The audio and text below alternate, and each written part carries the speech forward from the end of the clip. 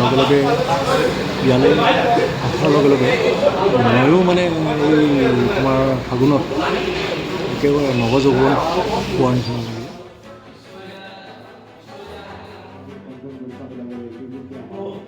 ভাৱে বিবেচিত এটা বিষয় অসমৰ বিভিন্ন ক্ষেত্ৰত কৃষি উদ্যোগ শিল্প সাহিত্য আৰু অসমৰ সমাজ জীৱনত নিজৰ পৰিচয় সুদৃঢ় কৰিব পৰা 100গৰাকী কাম কৰিম আৰু আপোনালোকক জনাবলৈ পাই সুখী হৈছোঁ যে আজিৰ অনুষ্ঠানতে আমি বান্ধৱ প্ৰকৃতিপ্ৰেমী বাপধন দাস ডাঙৰীয়া তেখেতসকলকো আমি বিশেষ সন্মানেৰে সন্মানিত কৰিম।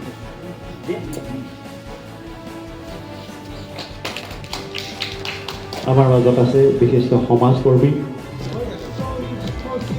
আমাৰ মাজত আমাৰ অগ্ৰজ নিত্যানন্দ নাথ, দেশৰ সাম্প্ৰতিক পৰিৱেশ পৰিস্থিতি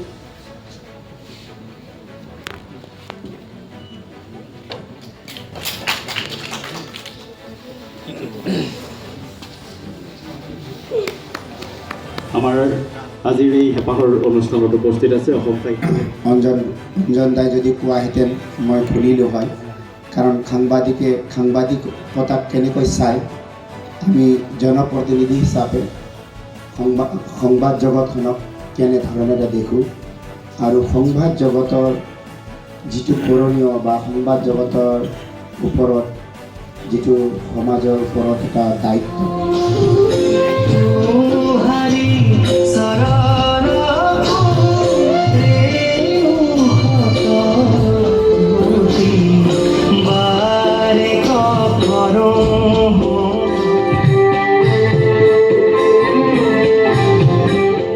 এৰি গুচি গ'ল এই দম্পতীয়ে।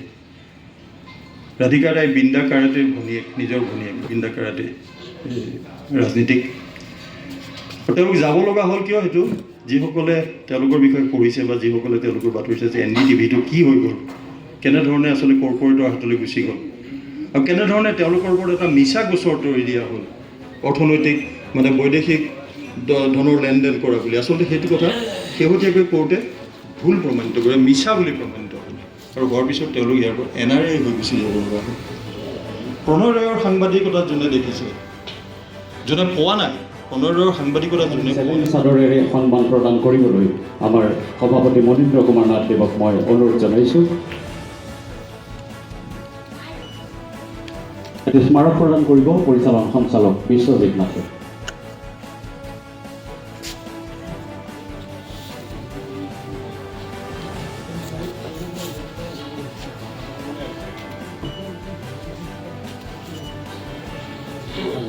সন্মানীয় সভাপতি পংকজ কুমাৰ নাথ দেৱক অনুৰোধ জনাইছোঁ।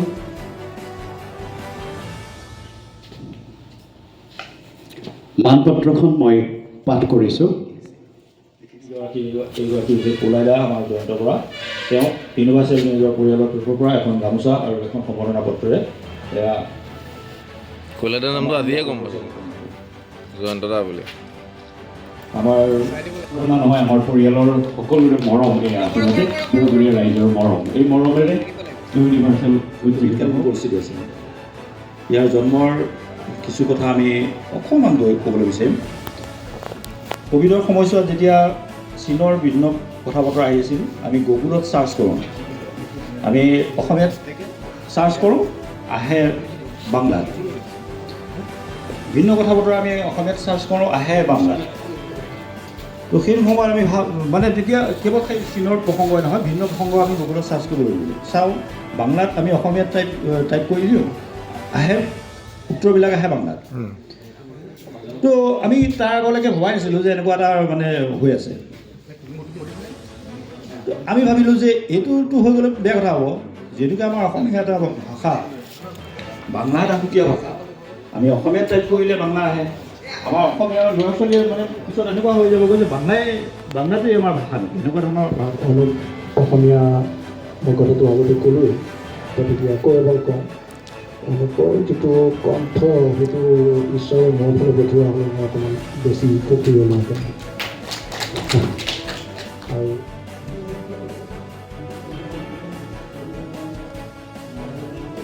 কোনোবা এজন মানুহে যদি তেনেকৈ কৰি দিয়ে